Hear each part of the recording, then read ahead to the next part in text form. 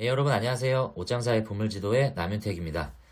오늘은 나무가라는 종목을 준비했습니다. 여러분들과 나무가라는 종목이 어떤 기업이고 어떤 투자 포인트가 있는지 간단히 알아보도록 하겠습니다. 제가 이 나무가를 공부하고 준비하면서 인터넷에 나무가를 치면요, 실제로 나무 관련된, 그러니까 트리저 사진에 있는 그 나무 관련된 식목일 관련 기사들 뭐 이런 게 너무 많아가지고 정작 종목에 대한 정보를 찾기가 어렵더라고요. 뭐 나무로 된 카메라가 막 나오질 않나. 아무튼 뭐 나무랑은 관련이 없다. 왜 나무가라고 이름을 지었는지는 중요하지 않은 것 같아서, 나무가라는 기업은 카메라 모듈을 개발 생산하는 회사다 라고 여러분들이 이해하시면 되고, 저는 카메라 모듈이 사실 와닿지가 않아서 이번에 저희 종목올림픽 4월 14일에 한번 했었는데, 그때 카메라 모듈 그리고 카메라 부품 관련주들을 좀 다뤘었죠. 퓨런티어나 세코닉스 그리고 옵트론텍 그리고 나무가였는데, 각각의 부품들이 좀 달라요, 취급하는 게. 요게 지금 세한한표님이 신한금융투자증권 리포트를 그때 준비해 주셔서 요거를 설명을 드리면 좋을 것 같은데, 여기 보시면 카메라 전체적인 부품들의 모형입니다. 여기 보시면 액추에이터도 있고, 여기 보시면 광학 필터도 들어가고 뭐 이미지 센서도 여기 들어가고요. 나무가가 다루게 되는 카메라 모듈 같은 경우에는 이제 요 부품인데, 여기 렌즈도 있죠. 카메라 모듈을 다루는 회사가 어디냐? LG이노텍, 나무가, 삼성전기전자, MC넥스도 여기 있죠. 파워로직스, 파트론. 그러니까 나무가의 경쟁사는 카메라 모듈을 하는 기업이기 때문에 LG이노텍과 뭐 MC넥스 그리고 파워로직스, 파트론 뭐 이런 회사들이 국내의 경쟁사다 라고 이해하시면 되고, 이 카메라 관련 부품에 들어가는 여러 가지 부품 중에 여기 있는 카메라 모듈에 속하는 사업을 갖고 있는 게 나무가다라고 이해를 하시고 설명을 들으시면 도움이 되실 것 같습니다. 회사는 현재 대표이사가 원태현이고요. 설립은 2004년 10월 14일에 설립이 됐습니다. 시가총액은 1,700억 원 정도. 그렇게 큰 규모는 아니에요. 유통 주식수는 작년에 무상증자를 한번 해서 현재 1,300만 주 정도가 거래가 되고 있고, PER 10.87배, ROE는 33.49%입니다. 본사가 경기도 성남에 있고요. 베트남의 1공장, 2공장, 3공장까지 최근 증설을 했습니다. 그래서 여기에서 카메라 모듈을 생산하고, 지배구조를 보면 모회사가 유니캐스트고요. 유니캐스트가 드림텍을 지배하고, 드림텍이 나무가를 지배하고, 드림텍이 최대 주주로서 드림텍을 통한 이런 지배구조를 갖고 있는 게 특징적입니다. AI매틱스는 자율주행 관련된 에이다스나 차량용 관제 시스템이라고, 여기는 이제 코스닥에 상장 예정인 기업으로 알고 있습니다. 나무가의 연약을 보면 설립 이후에 여기 보시면 2013년 무렵에 얘네가 이제 삼성에 주로 카메라 모듈을 납품을 해요. 삼성 스마트폰 후면에 오토포커싱 카메라 모듈을 공급을 했다, 이렇게 나오는데, 이 후면에 카메라를 공급했다라는 것들이 좀 의미가 있습니다. 왜냐하면 카메라, 여러분들 스마트폰 보시면 전면에도 카메라가 있고 후면에도 카메라가 있지만, 전면은 아무래도 상대적으로 저품질의 카메라가 들어가고 후면은 고품질 고사양의 카메라가 들어가기 때문에 각각의 단가 마진이 다릅니다. 전면은 아무래도 좀 떨어질 수밖에 없고 후면은 고마진, 고사양이기 때문에 후면에 카메라를 공급한다라는 거는 그만큼 기술력이 입증이 됐다라는 의미를 볼 수 있습니다. 그래서 거기에 따른 매출도 증가를 했고요. 요 무렵부터 삼성의 스마트폰의 후면 카메라도 얘네가 이제 공급을 하기 시작했습니다. 그래서 과거에는 삼성의 미드랜드급 보급형 카메라에 주로 납품을 했었는데, 최근에는 갤럭시 S22 후면 카메라에 들어갈 만큼 플래그십 모델에도 전면 후면 다 공급을 하는 기술력을 갖고 있다라고 볼 수 있고, 2017년도에는 특징적으로 삼성의 가정용 로봇, 여기 사진에 보이시는 비스포크 AI 기반인 이제 로봇 청소기인데, 여기에 핵심적인 부품인 TOF 3D 센싱 모듈을 양산을 시작을 해서 현재까지도 공급을 하고 있습니다. 서정화라는 대표이사가 원래 운영을 하다가 최대 주주가 드림텍으로 바뀌면서 대주주 지분을 이제 양도를 하게 되죠. 요때 좀 이슈가 있어서 주가가 좀 떨어졌던 걸로 제가 아는데, 지금은 뭐 그렇게 이슈가 되는 내용이 아니어서 그 정도로만 알고 넘어가도록 하겠습니다.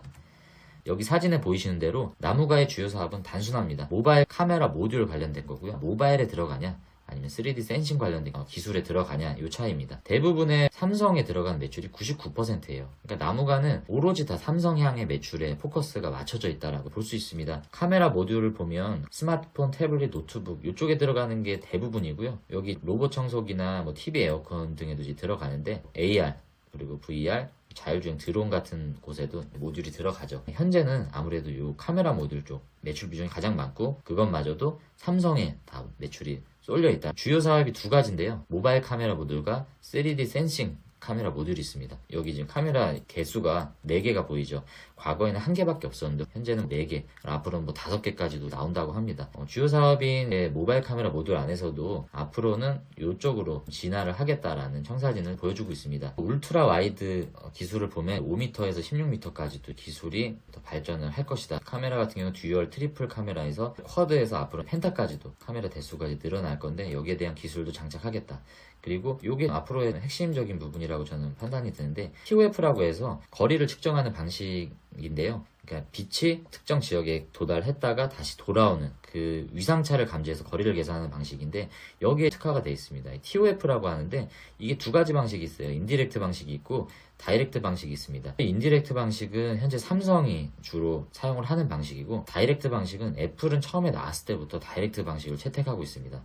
근데 인디렉트 방식을 나무가도 채택을 해서 기술 개발을 해오다가 최근에 다이렉트 방식도 성공을 했어요. 그래서 우리나라에서는 국내 유일의 기술을 갖고 있는 게 바로 나무가입니다. 그래서 애플이 처음부터 고수해왔던 이 다이렉트 방식을 장착할 수 있는 기술이 나무가에만 우리나라에 현재 보유하고 있다는 부분이 높은 경쟁력으로 좀 보여지는 부분이고요.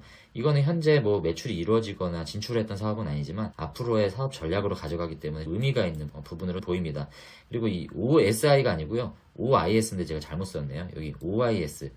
이게 옵티컬 이미지 스티빌라이제이션이라고 해서 손 떨림 방지 기능이라고 우리가 잘 알고 있는데 차량도 전장 부품에도 떨림이 있고 핸드폰 카메라도 떨림이 있잖아요. 이것을 얼마나 안정적으로 잡아줄 수 있느냐 없느냐가 정확한 이미지를 구현하는 데 중요하기 때문에 안정과도 직결이 되잖아요. 차량용 같은 경우는.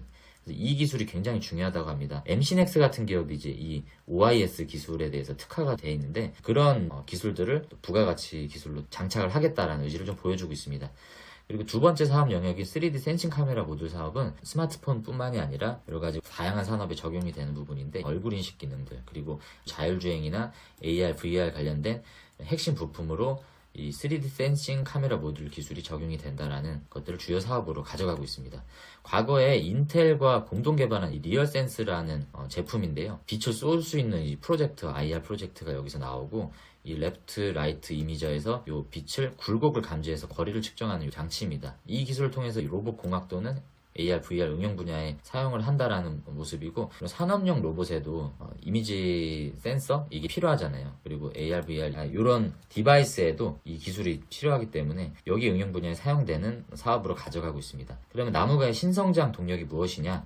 라고 봤을 때 삼성전자가 로봇 산업에 대해서 더 비중을 싣겠다라고 했고 실제로도 로봇 청소기를 만들고 있는데 여기에 핵심 부품으로 납품을 하고 있습니다. 그렇기 때문에 앞으로 삼성과 함께 로봇에 대한 이슈를 같이 가져갈 수 있는 유력한 회사이고 자율주행차의 필수 기술 또한 보유하고 있는 회사다라고 해서 이런 부분들이 각광을 받고 있습니다. 그리고 현재 미국의 글로벌 선두 IT 자율주행차 업체에 DMS용 카메라가 공급 중이다라고 하는데 현재는 뭐 매출이 나오거나 하는 부분은 없어요. 그래서 이게 손에 잡히는 소식들은 아니지만 앞으로 기대해 볼 만한 요소가 아닌가라고 생각이 듭니다. 그리고 추가적으로 최근에 3월 28일에 주가가 굉장히 많이 올랐던 적이 있습니다. 그게 왜 그랬냐면 이 시그봇이라는 회사와 MOU를 체결을 했어요. 이 시그봇이라는 회사가 뭐 하는 회사냐? 3D 센싱 모듈 개발을 하는 전문 기업이다. 이 기업과의 MOU를 통해서 앞으로 이 3D 센싱 QF 모듈 생산을 더 전문화시키겠다라는 의지를 보여줍니다. 그걸 통해서 로봇용 3D 센싱 카메라 모듈 시장에서 선발주자로 도약을 하겠다라는 부분들을 보여지는 기사였습니다. 그래서 이날 주가가 좀 많이 올랐어요. 그리고 이제 애플이 다이렉트 방식을 이제 채택을 한다라고 했잖아요. 이 TOF라는 기술이 인디렉트 방식이 있고 다이렉트 방식이 있는데 삼성 같은 경우에는 인디렉트 방식을 주로 사용을 하고 애플은 처음에 출시됐을 때부터 다이렉트 방식을 쓰고 있습니다. 애플이 AR 헤드셋을 이제 출시를 준비를 하고 있는데 여기에 필수 기술을 갖고 있는 나무가가 애플과 관련돼서 부각이 되는 모습들이 이런 부분입니다. 인디렉트 방식은 이 AR, 증강현실을 반영하기 어려운 요소들이 있대요. 하지만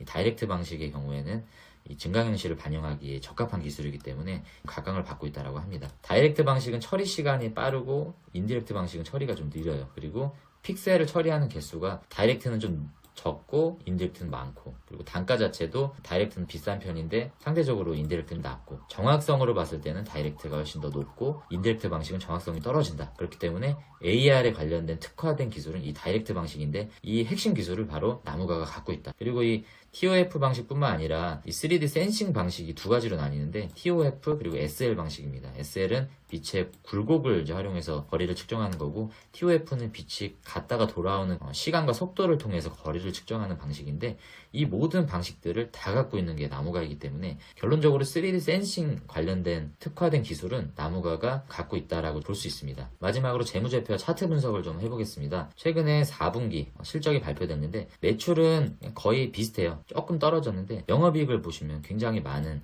성장을 했습니다. 적자였던 것이 흑자로 전환됐고 많은 비중이 올라갔죠. 턴어라운드가 됐다라고 볼 수 있습니다. 그리고 ROE도 상당히 높고요. 부채 비율 또한 많이 감소된 모습입니다. 현금 자산이 유보율은 좀 떨어졌지만 부채 비율을 줄이는 데 사용이 된 것으로 보여지고요. 턴어라운드 됐다라는 거는 우리가 주식을 투자할 때 굉장히 중요한 시점이기 때문에, 또 한 가지는 이게 아까 말씀드렸다시피 삼성향이 99% 매출 비중인데 과거에 삼성향으로만 턴어라운드가 됐다. 그리고 앞으로 자율주행이나 로봇 기술 그리고 VR, AR 관련된 추가 포트폴리오가 장착이 된다라고 하면 현재 턴어라운드 된 이 삼성향 매출의 플러스 알파가 이루어지지 않을까라고 기대가 되어지는 부분입니다. 일봉 차트를 보시면 현재 12,900원대까지도 올랐어요. 여기 지금 주가가 많이 올랐던 모습들을 좀 볼 수 있습니다. 요 날이 아까 그 시그봇 MOU 체결 소식이 나왔을 때 이 로봇 기술에 이제 박차를 가하겠다라는 기대감에 투자자들이 이날 많이 몰렸죠. 여기 보시면 전고점 14,600원이 이날 나왔습니다. 52주 최고가가 최근에 나온 거예요. 그래서 지금 전고점에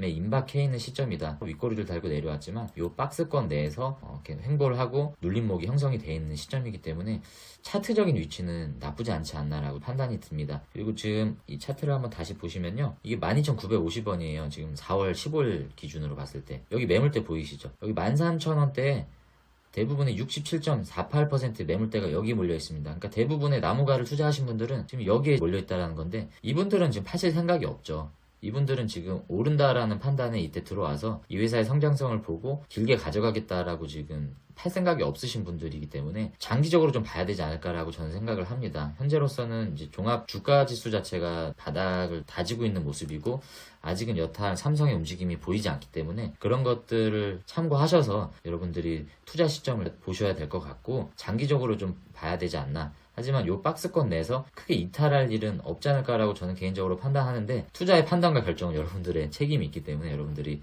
그 부분은 잘 판단해 주셔야 될 것 같습니다.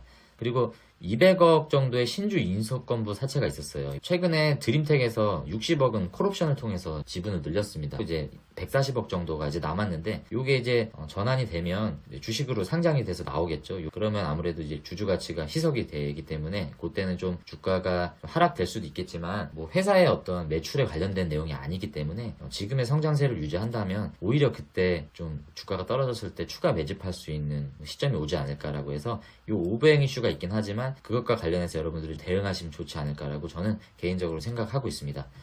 제가 준비한 자료는 여기까지입니다. 여러분들이 우리 옷장사의 보물지도 김 대표님이 월요일, 목요일, 토요일 라이브 방송을 통해서 여러분들에게 좋은 정보들, 그리고 여러분들이 이기는 투자를 할 수 있는 방식들을 많이 알려주고 계시니까요. 많은 관심과 구독 부탁드리도록 하겠습니다. 감사합니다.